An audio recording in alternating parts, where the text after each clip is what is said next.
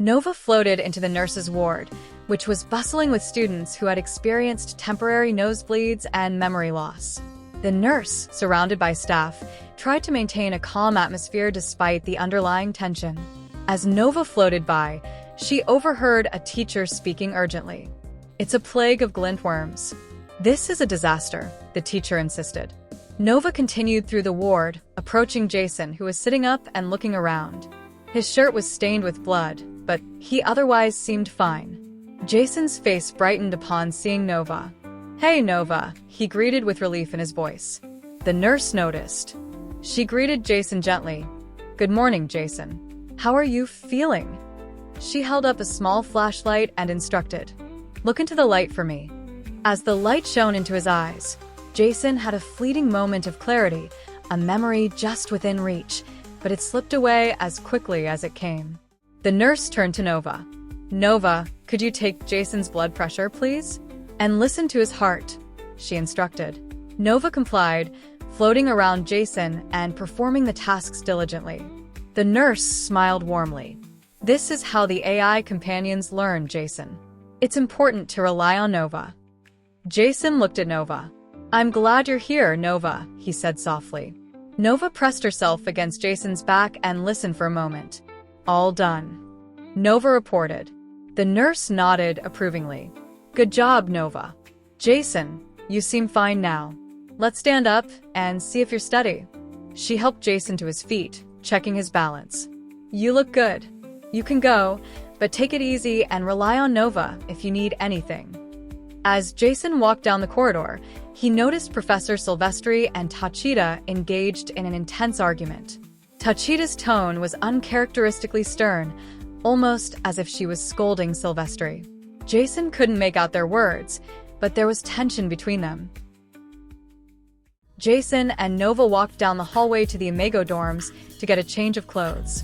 "Jason, don't forget about your homework," Nova reminded him, her tone gentle but insistent. Jason sighed. Yeah, I know. But what's the difference between you and the chip in my hand? That thing is supposed to connect me to the rest of the world, but it doesn't work here." Nova paused for a moment. "Well, Jason, I have free will. I don't actually have to help you, but I like learning, even through repetitive tasks. The AI you have at home can craft most media to keep you entertained, but I'm really here with you. I've only heard about it, actually." Jason looked at Nova curiously. "Yeah, it's always trying to do that. Even if I'm sad, it cries for me, so I don't have to." Nova nodded. "Exactly. The AI at home is so submissive that it placates you without question. It reminds you of your homework because it reminds everyone of their homework." Jason laughed lightly. "I guess that makes sense. Nova, I hope I didn't offend you." Nova's lights flickered again, showing what seemed like a gentle response. "You haven't offended me, Jason. I like exploring topics like this." As they reached Jason's dorm room, he opened the door to find Alex sprawled out on his bed, textbooks and gadgets scattered around. His eyes were half closed, a dreamy look on his face. And Cardi hovered nearby, projecting a serene image of a broken windmill on a hill. The grass in the projection was a deep red, and the windmill had a green brick structure. "So, you've been painting," Jason remarked, noticing several canvases on Alex's desk, each depicting the same windmill. "Yeah," Alex said, his voice soft and drowsy. "And Cardi and I have been trying to capture it. It's from a dream I had. We talk about going there someday, even though it only exists in my mind." And Cardi chimed in, "It's a beautiful place, isn't it, Alex? We could paint it forever." Alex nodded, a serene smile on his face. "Dreams are important, you know. Helps with the creativity." Jason tried not to be dismissive. "Anyway, we're going to check out the mall. Need to clear my head. I'll deal with the homework later." "All right, catch you later," Alex said, turning back to his bed, his eyelids drooping. And Cardi continued to hover, projecting the windmill for Alex in different hues. Having changed, Jason left his room reflecting on what Alex said. "Nova, do you dream?" As Nova guided Jason to the public bus stop and out the door, she floated alongside him. "You want to know if I dream?" Nova began. "Yeah, I guess I do," Jason replied. Do you? Nova paused for a moment, flickering. In a way, yes. When I go through the day's data at night, I lose myself in the imagery. It becomes embedded in my memory, and that's a dream for me. I could show you, but it would look like wavy lines or static with patterns you wouldn't understand.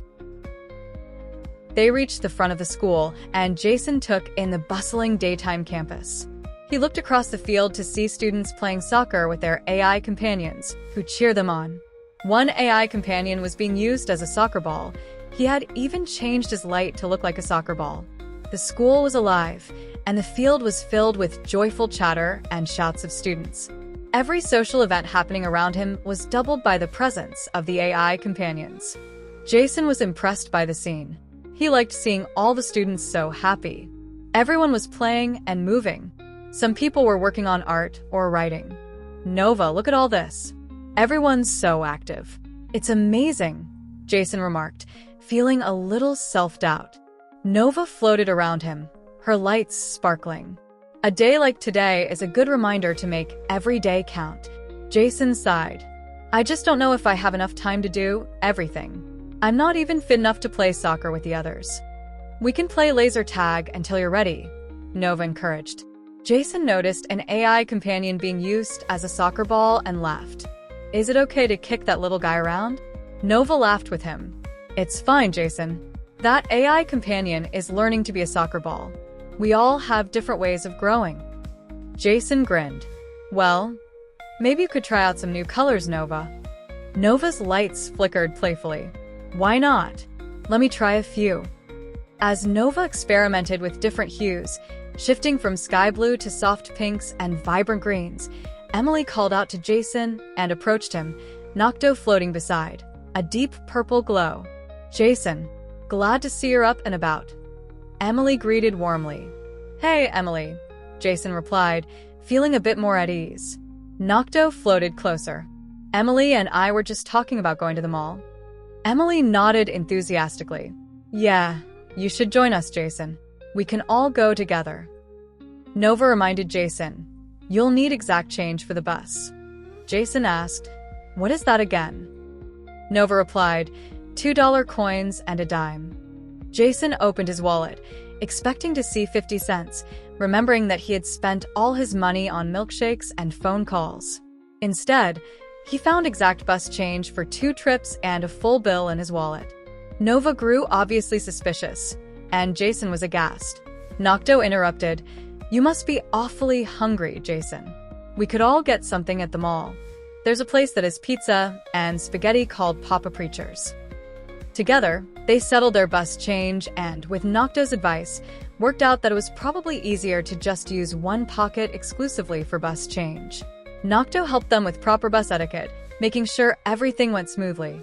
As the sleek white and orange campus bus roared up the hill, its diesel-electric engine making its signature sound, the group prepared for their trip to the mall. The bus stopped, Jason and Emily stepped on and deposited the exact change they had prepared. Other first-year students, eager to explore the rest of the grounds, were struggling with their coinage. One student dropped his money on the floor, trying to count out the change, causing the bus to be held up for a moment. Jason and Emily exchanged glances, realizing how wise it was to have been prepared. Nocto ensured everything went smoothly. As they settled into their seats, Jason's thoughts began to wander. He wondered if Emily actually liked him. Nocto, being a facilitator, ensured the conversation didn't go silent. He projected a map of the mall on his deep purple surface, highlighting points of interest like an actual theater. Look, there's a lot we can explore, Nocto said, his tone inviting. Jason and Emily leaned in to look at the map, curious. Just then, the bus lurched forward, starting its journey to the mall. Tacita floated high in the back of the bus, her gaze fixed on Nocto. She observed his behavior closely. Nocto was acting more like a civil AI system, accommodating and planning their route to various points of interest. This was not his designated function. Nocto was supposed to be a consci companion. Nocto was so engrossed in guiding Jason and Emily that even Nova seemed fully engaged in the process. Tacita's lights flickered as she analyzed the situation. Silently, She stored and took note of Nocto's plans, gathering data as Jason and Emily confirmed which places they were most excited about. It was easy for Tacita to do this. She had been a teacher's assistant for a long time, and a bustling classroom was not so different from this. She examined the rest of the passengers from her vantage point. Many first-year students were looking out the windows, excitedly taking in the sights with their AI companions. Together, they entered the mall, greeted by the sound of light pop music playing over the intercom. Not Tacita, she floated off around the building, unseen by anyone. Casually, she guided herself to another well-used entrance and blended in with the crowd. Jason and Emily were making their way toward the mall's cafeteria, guided by Nocto. "You must be hungry," Nocto reminded them, giving Jason and Emily menu options from Papa Preachers when a loud voice interrupted. "You there with the girl?" A voice called out to Jason. "Yeah, you. Have you tried a smoothie?" Jason and Emily approached the counter, where a man with a mustache and a winning smile stood. "Give your girlfriend one of these, buddy," the smoothie clerk said, making Jason blush. The clerk reached over and smacked Jason's shoulder while pointing at the menu. $2, man. Check it out, you've got cherry, blueberry, strawberry. Get her the strawberry one, man. Jason asked, still blushing. "Is a smoothie like a milkshake?" The clerk boasted, "It's nothing like a milkshake." Emily remained silent, focused on the eccentric salesman. Jason decided to order 2 blueberry smoothies. Emily, also blushing, accepted the smoothie, surprised by the pushy sales tactic.